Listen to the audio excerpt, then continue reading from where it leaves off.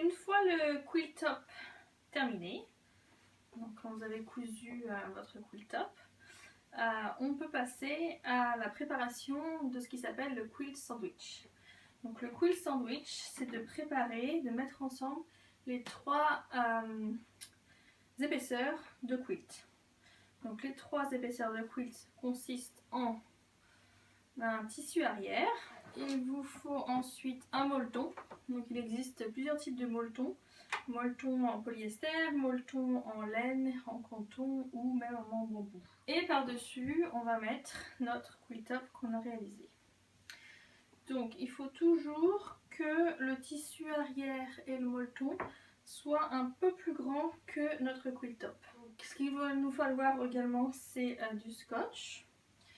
Voilà, du gros scotch, des épingles à nourrice, de préférence assez grandes, et des ciseaux pour couper le scotch. Et faites attention de ne pas utiliser vos ciseaux de tissu, c'est des ciseaux papier. Ce qui est important pour la préparation, c'est d'avoir le tissu le plus plat possible.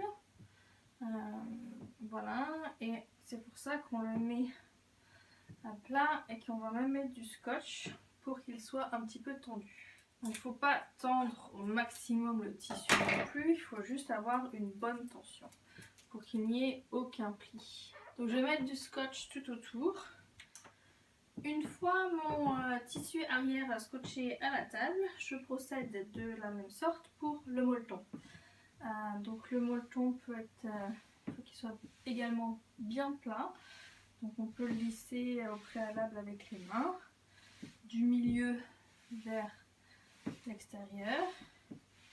Quand c'est un grand quilt, on peut faire aussi du milieu vers l'extérieur comme ça. Là c'est tout petit.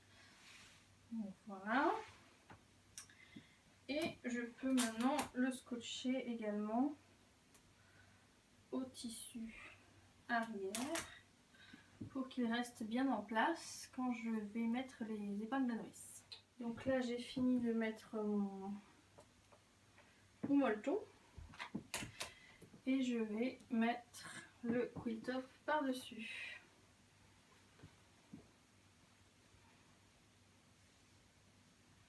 Donc voilà, je fais attention qu'il y ait bien du molleton de chaque côté qui dépasse, parce que quand on va commencer à faire le quilting, des fois le molleton se rétracte un tout petit peu. Donc voilà, je veux que ce soit bien lisse également.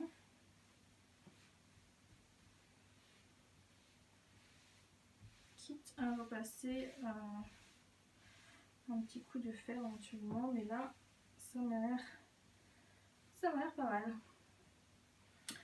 Donc ce que je vais faire maintenant, c'est prendre des épingles à nourrice et l'épingler les trois épaisseurs ensemble. Donc, je vais juste prendre une épingle à nourrice, je perce les trois épaisseurs et je remonte et je ferme l'épingle à nourrice. Et voilà, je continue. Il faut quand même en mettre pas mal parce qu'après on va enlever tous les bouts de scotch et on va passer à la machine pour le quilting. Donc il faut vraiment que les trois épaisseurs ne bougent pas trop entre elles. De règle générale, il faut mettre des épingles tous les 5 à 6 cm. J'ai maintenant terminé la pose des épingles nourrice et je vais pouvoir enlever mes trois épaisseurs délicatement, enlever le scotch. Là j'ai quand même beaucoup de tissu arrière, donc je vais peut-être dégrossir aussi.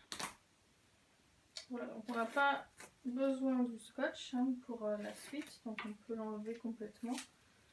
C'était juste pour que ce soit plus facile, pour éviter d'avoir des plis. Donc on a besoin d'avoir un petit peu de surplus de chaque côté, mais on peut quand même égaliser. Là il y avait un petit peu de trou. Donc je vais juste couper grossièrement. Donc voilà, notre quilt sandwich est prêt. Et nous pouvons passer à l'étape suivante qui